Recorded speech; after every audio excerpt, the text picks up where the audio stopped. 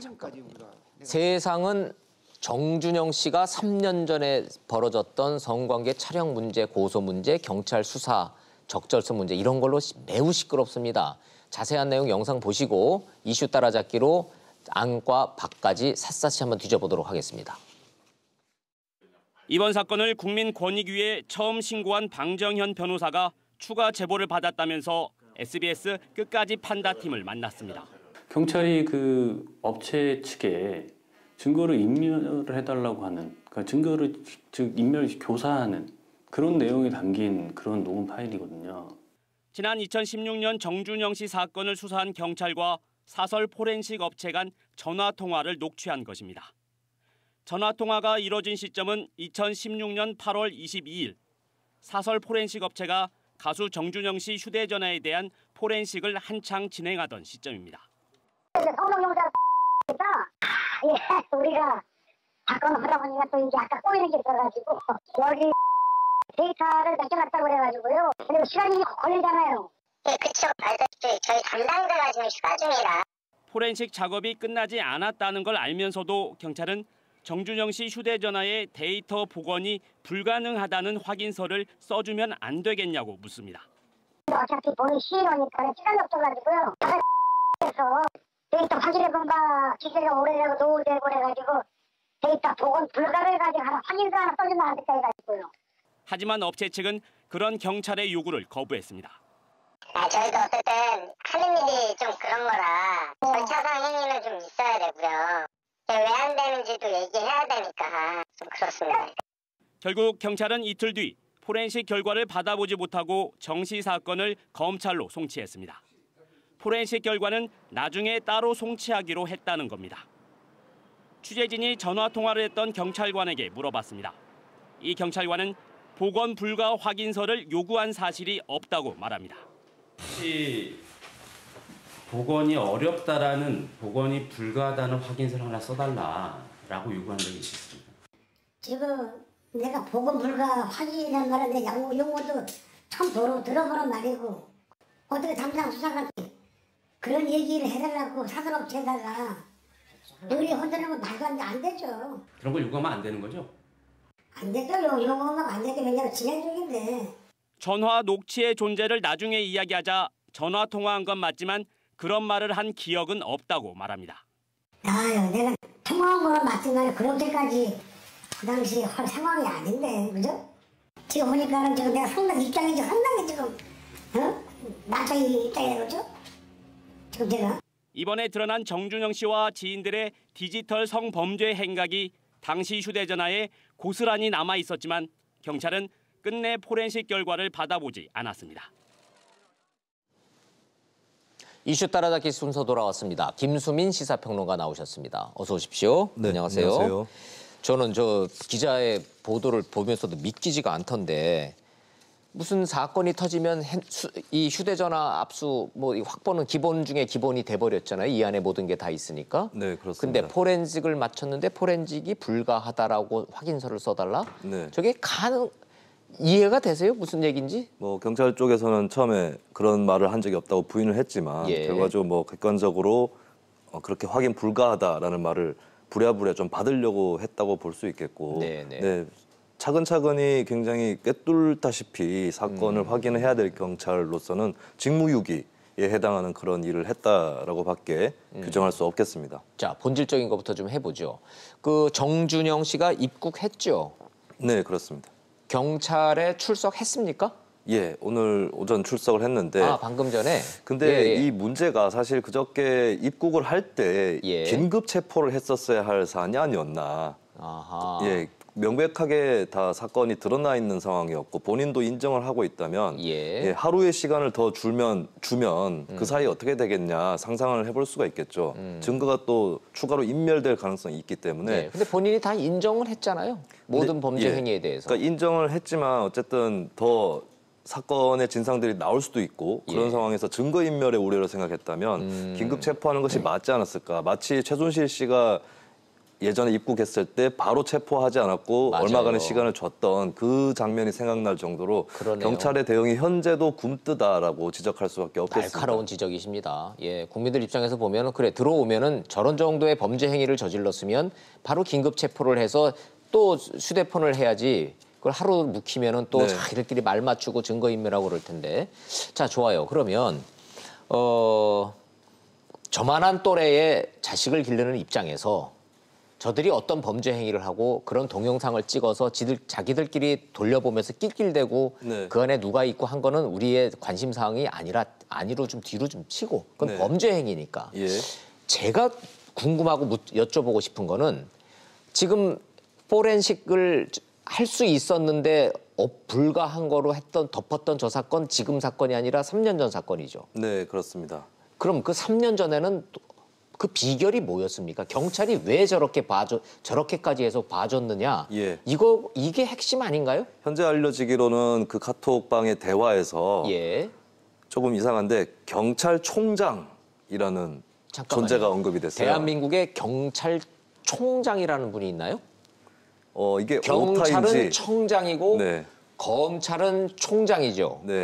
두 개를 합성을 해버렸네요. 이게 오타인지 아니면 실수인지 이것은 명확하지는 않지만 어쨌든 경찰총장이라는 직함을 가리키면서 누가 찌른 것도 다 해결된 듯 이런 말을 했어요. 그래서 뒤에서 높은 사람이 봐주고 있다라고 하는 대화를 자신들끼리 나누었다라는 것이 드러났는데 누군가가 사건을 무마해주는 사람이 경찰의 고위층에 있다라고 합리적으로 의심할 만한 카톡 내용이군요. 네, 그것이 이제 승리 씨가 들어가 있는 카톡방에서 출연을 했고 그런 내용이 그리고 이제 카톡 제보자인 방정현 변호사에 따르면 강남 서장보다 높은 경찰의 유착이 있다, 그런 정황이 있다라는 얘기를 했어요.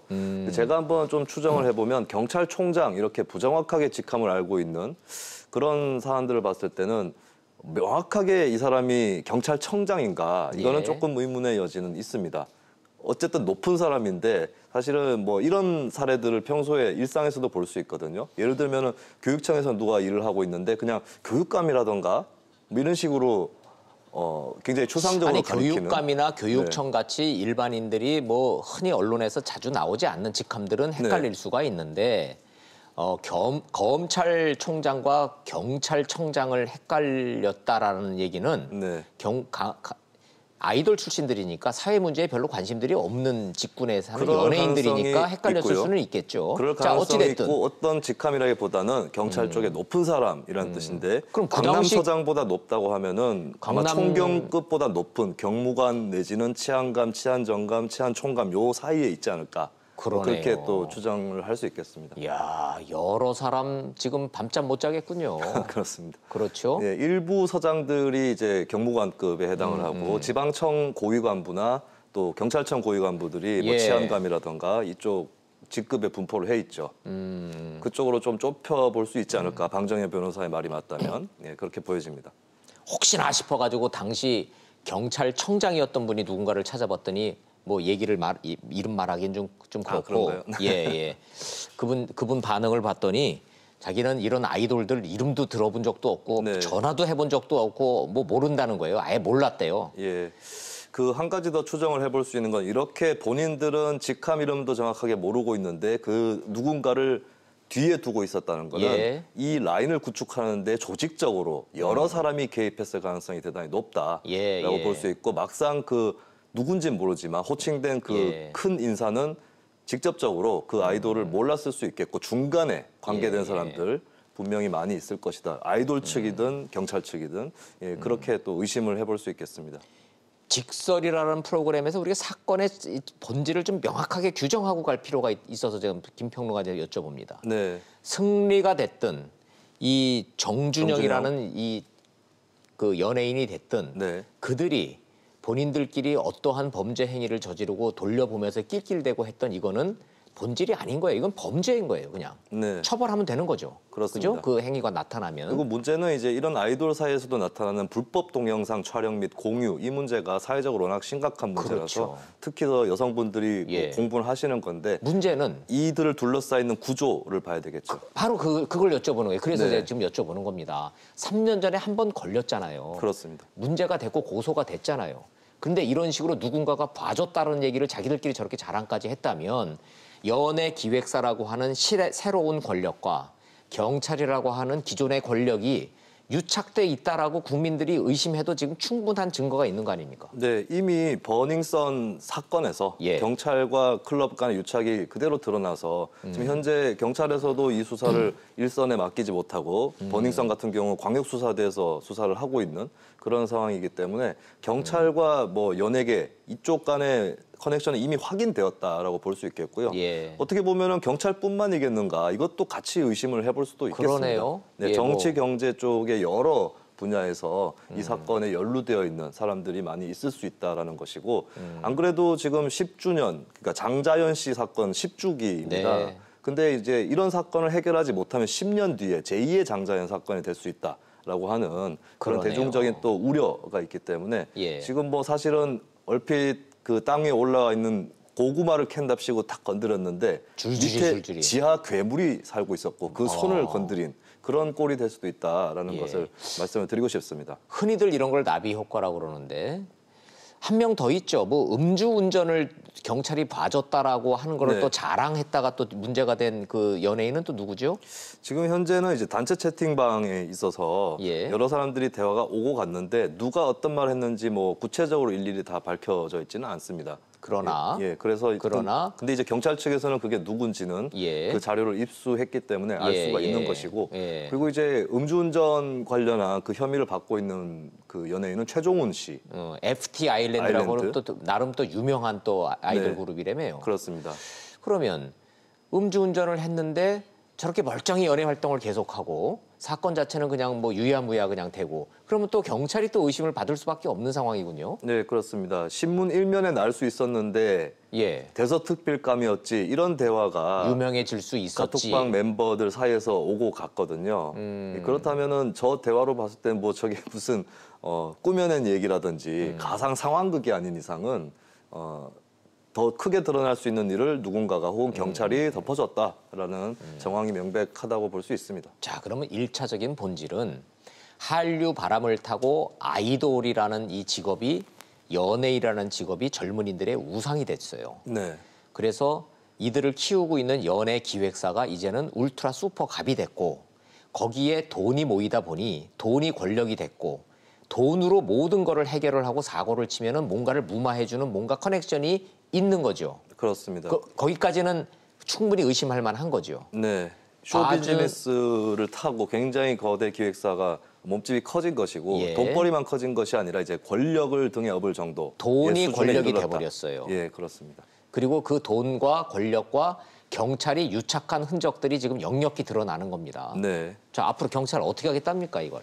이건 뭐 경찰에서 잘 수사해야 되겠다라고 얘기할 수밖에 없겠고 뭐 그리고 어마어마하게 투입을 했다며요, 경찰관은. 민감용 경찰청장은 사실 본인이 현직에 있을 때, 청장에 있을 때 일어난 일은 아니기 때문에 뭐 과거사를 정리하고 또 경찰의 어떤 새로운 이미지라든가 이런 걸 위해서라도 일단은 수사를 할 수밖에 없을 텐데 문제는 대중의 우려예요.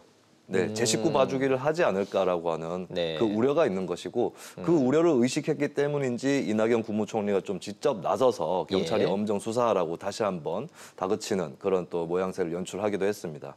동전의 앞뒷면으로 보면 경찰이 청와대에서 지금 그렇게 의지가 강한 검경 수사권 조정, 권력을 좀 분점해야 되겠다 해서 검찰의 수사권을 경찰로 좀 나눠줘야 되겠다라고 의지가 강해서 그거 가지고 막 좋은 타이밍이었는데 이래버리면 그래서 세간에 이 사건이 이렇게 커지고 이러는 게 경찰은 결국은 못 믿는 조직이다라는 이 프레임을 짜고서 몰고 가는 뭔가의 새로운 음모가 있다라는 얘기 파닥하죠, 세간에. 그런 얘기는 나올 수 있겠고요. 뭐 음모는 사실 뭐 객관적 증거는 없으니까. 없죠. 근데 분명한 거는 경찰이 굉장히 불리해졌고 하필이면은 검경 수사권 조정이라든지 자치경찰제라든지 이런 경찰의 수건 사업에 대해서 국민들도 이제 좋지 않은 시선을 보낼 수밖에 없게 된 거고 결과적으로는 검찰이 유리해지는 것이 아닌가. 이거 좀 약간 기시감이 있는 게 노무현 정부 중반 때에 농민 시위를 가혹하게 진압했다는 이유로 당시에 허준영 경찰청장이 해임이 됐었어요. 맞아요.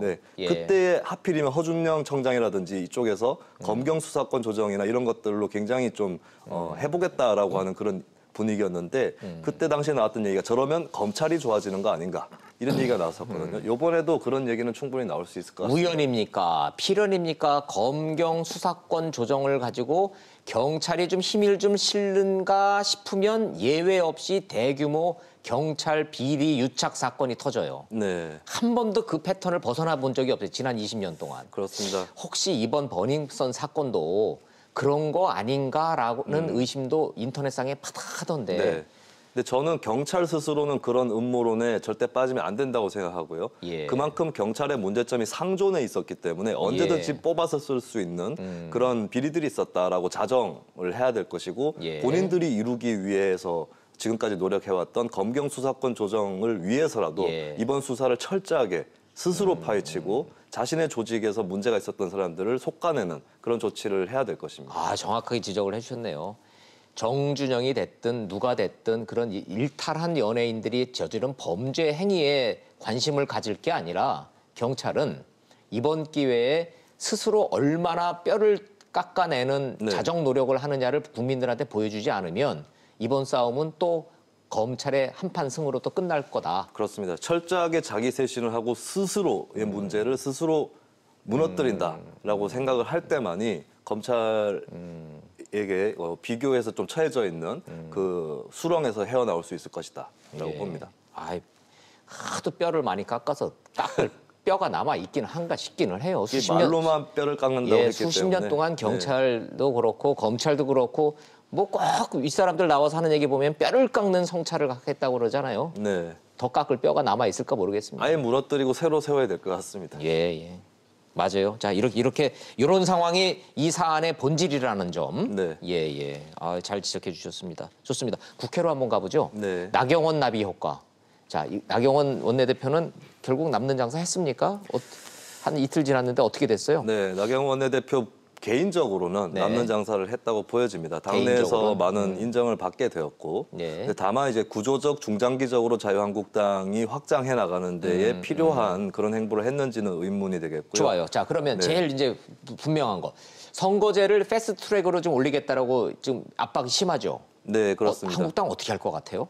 자유한국당은 일단 혹시나 예. 민주당과 중소 3당 간의 이견이 벌어져서 패스트트랙에 못 올리는 사태가 되면 가장 좋은 최선의 경우를 맞이를 하는 것이겠고요. 네. 근데 막상 패스트트랙에 올려버리면 어쨌든 뭐 330일 이내에 처리될 공산이 높기 때문에 그 사이에 계속 국회를 보이콧한다거나 이러지는 못할 것 같습니다. 아무래도 다시 논의에 뛰어들어서 여러 가지 조건을 제시한다거나 시간을 끌 가능성이 있다. 아니면은 뭐 원포인트 권력 구조 개헌 얘기를 하면서 끼워 넣기를 시도한다거나 아마 장 내 전술을 그래도 쓰지 않을까. 그렇게 보시는군요. 네, 장 외로 나가기엔 시간이 너무 많이 남았고요. 그리고 충분히 장내 전술을 써줘야 저는 한 가지 예언을 할 수 있는 게 네. 패스트트랙의 선거법이라든지 몇 가지 법안이 올라가게 되면 자유한국당이 본회의에서 분명히 필리버스터 전술을 쓸 것이다. 네, 필리버스터만큼 또 지지층을 규합할 수 있는 맞아요. 그런 카드가 없고 그것은 역으로 지난 총선 직전에 있었던 민주당이 주도했었던 필리버스터에서 드러났었거든요. 그렇죠. 그래서 저는 이제 필리버스터를 자유한국당이 본회의에서 쓸 것이다라고 예언을 해봅니다. 욕하면서 배운다고 서로 배우는 거예요. 그 수법은 뭐 새로운 수법이 네. 아니니까. 근데 그게 또 좋은 수법일 수도 있어서 이 필리버스터는 또 국회법으로 또 보장돼 있는 절차고 패스트트랙도 마찬가지고 양쪽에서 최선을 다하는 그런 또 카드를 다 써보는 것이죠. 시청자들이 궁금해하시네요. 여야 4당이 자유한국당 안 들어오면 우리끼리 간다라고 패스트트랙 시한 딱 정해놔서 했다는 그게 언제입니까? 그게 이번 주 내로 처리를 해야 되는 것이고 이번 주 내. 심상정 정개특위위원장은 어제 오늘 내로 선거법을 좀 합의해 주십사라고 요청을 했고 또 본인 스스로 합의가 될 거다라고 낙관을 하기도 했었는데 조금 더 지켜볼 결론적으로 일이겠습니다. 오늘 결판은 나겠네요, 가부간에. 네, 선거제도에서 좀 뭐 디테일한 부분, 연동제냐 준연동이냐 이 부분이 남아 있고 필요에 따라서는 패스트트랙의 법안을 추가로 올리는 그런 카드도 있을 수 있습니다. 알겠습니다. 여기까지 듣겠습니다. 잘 들었습니다. 감사합니다. 고맙습니다.